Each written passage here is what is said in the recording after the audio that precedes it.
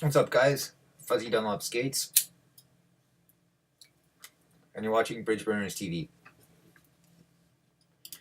I have a special episode for you today because we're going to be talking about the election, Trump versus Hillary, and I'll be telling you guys why I support Donald Trump and why I've supported him all along. So let's be clear, my decision is based on policy, not character. Having said that, if I did have to vote based on character alone, I would choose Donald Trump in a fucking heartbeat.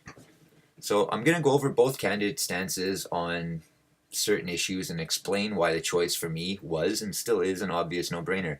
The first issue is immigration. Build the wall and a temporary Muslim ban until we figure out what's going on. When taken out of context, these both appear to be really racist statements, not to mention that Trump also accused all Mexicans of being rapists. However, sadly for liberals, this isn't really what happened. If you watch his speech, you might recall that he said when Mexico sends its illegals, they're not sending their best or their brightest.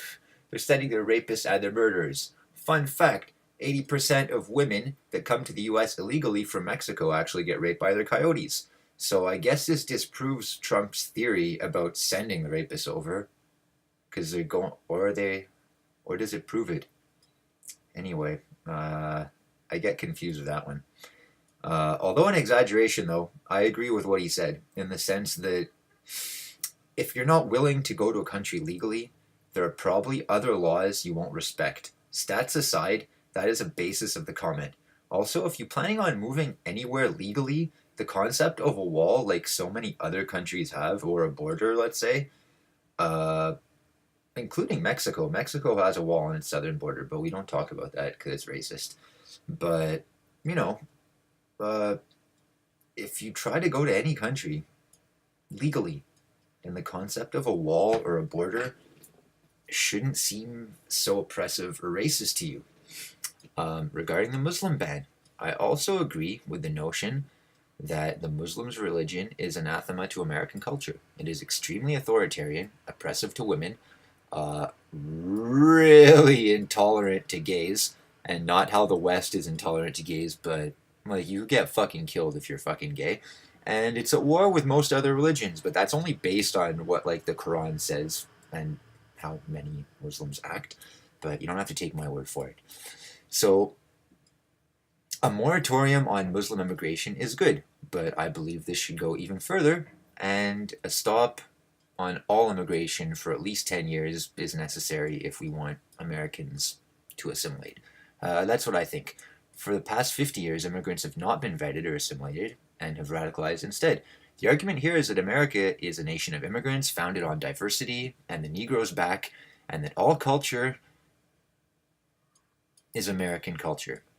If you believe that, okay, but many Americans believe that only American culture is American culture, and that if you want to become American, you should, well, become American, not bring your country's culture in excess to your new country.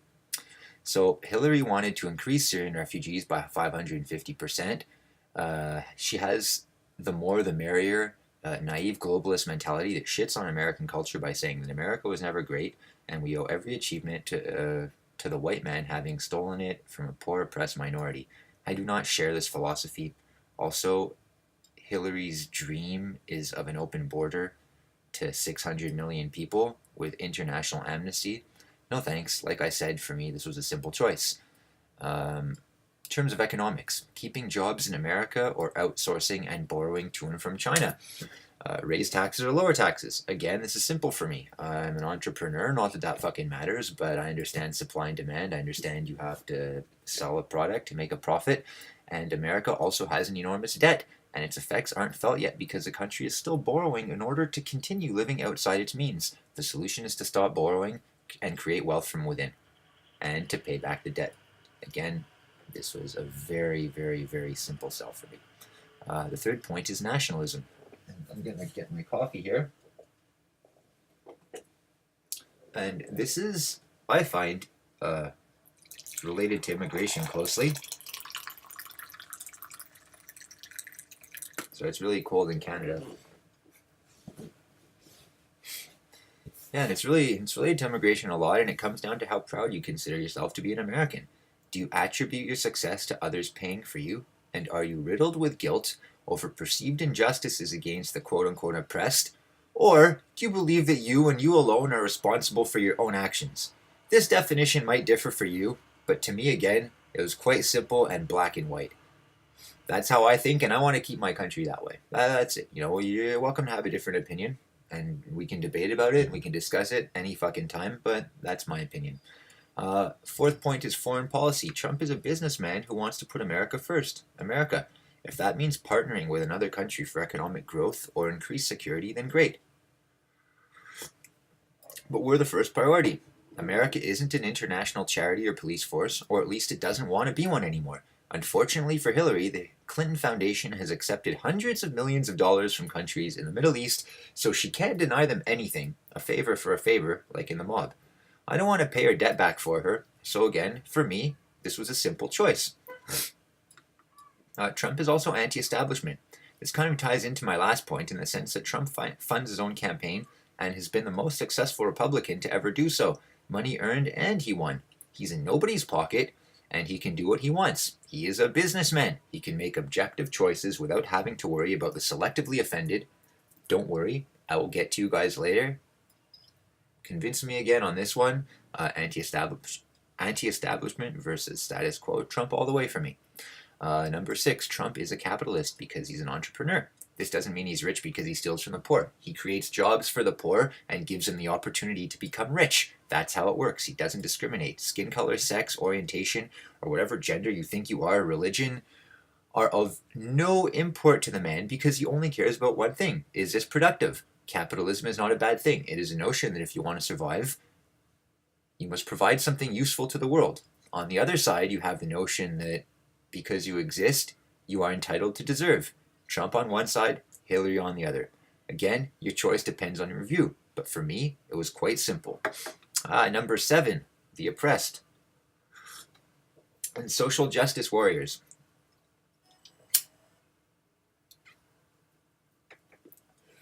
This was probably the only platform that was pushed by the Clinton campaign, ad nauseum.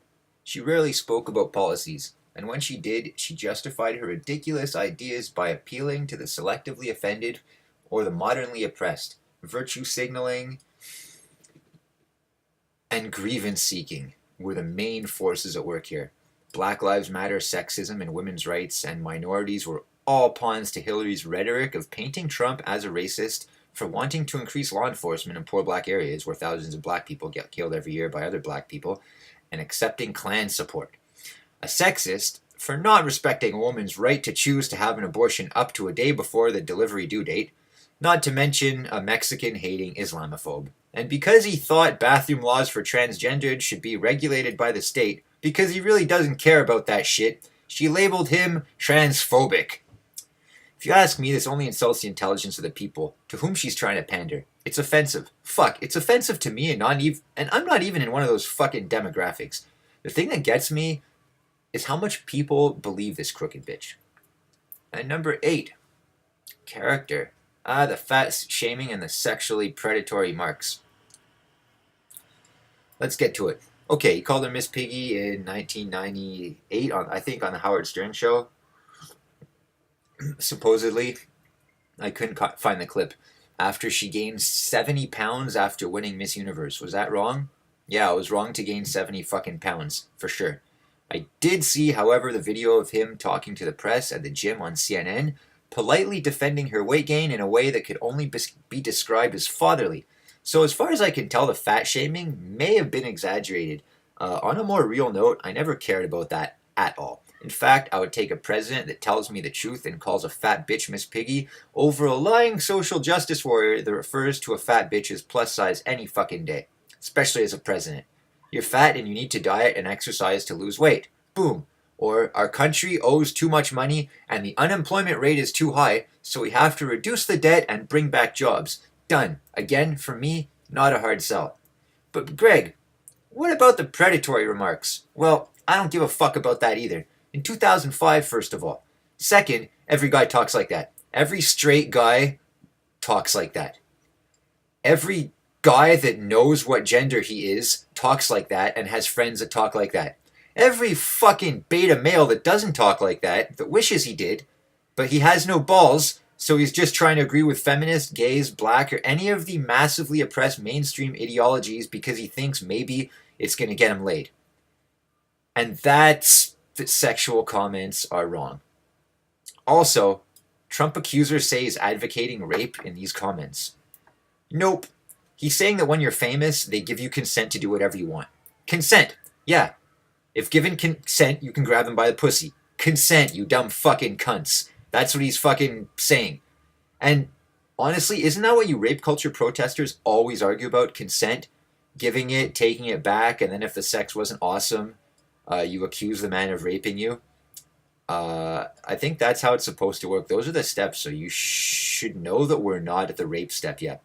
But speaking of rape, and all you people saying that you don't want a sexual predator in the White House, how about a rapist in the White House? And Donald Trump is not a rapist. Bill Clinton is a rapist who's married to Hillary Clinton. He got expelled from Oxford University for raping a girl when he was 19, and it was covered up. And 4 more publicly known rapes later, he has not yet redeemed himself in my eyes. Why doesn't Hillary care? Well, because she used to defend pedophiles in court and even laughed about it on camera when she got the guy off, and he was guilty. That's why it doesn't bother Hillary too much, because she's married to a fucking rapist. So pick a guy who talks like a guy, or a woman who's married to a fucking rapist and defends rapists and who is okay with 80% of Mexican women who come here illegally getting raped. Again, for me, the choice was simple. Hey, what up? Not much. Alright, now let's talk about status quo. Regardless of policy, character, or even what happens in the future, about half of America is fed up. The whole country feels shortchanged in the current economic climate. And the left and the right have been at each other's throats arguing over what the solution should be. Hillary was convinced that the country was doing fine and that more of the same, but more, was the right approach. Trump was convinced that the status quo wasn't working and that his proposed policies would indeed make America great again. The fact that he got elected should be inspirational to everybody, especially those who didn't vote for him, because it shows that Trump is anything. It shows that anything is possible and that one person can make a difference, whether it's Trump or you. What you believe in is up to you, but you can see why, for me, this whole issue was a no-brainer. People also say that they vote based on vibe. You female viewers know what the fuck I'm talking about. Well, here's my vibe. Hillary's entire platform says it's their fault. They're the cis, white, straight patriarchy, by the way. The points rely heavily upon, well, relying upon others heavily. Also, blame is fucking heavy as well. Grievances, reparations, equal rights, diversity, and affirmative action are results of this kind of thing. It's cool to identify with an oppressed minority group and ask, so what am I getting now? With Trump, the vibe was that the country is fucked and that it's our fault. And that if we work hard and if we work smart, we can fucking fix it. So again, this was a no-brainer. You can think differently and I'm not going to fucking condemn you for it.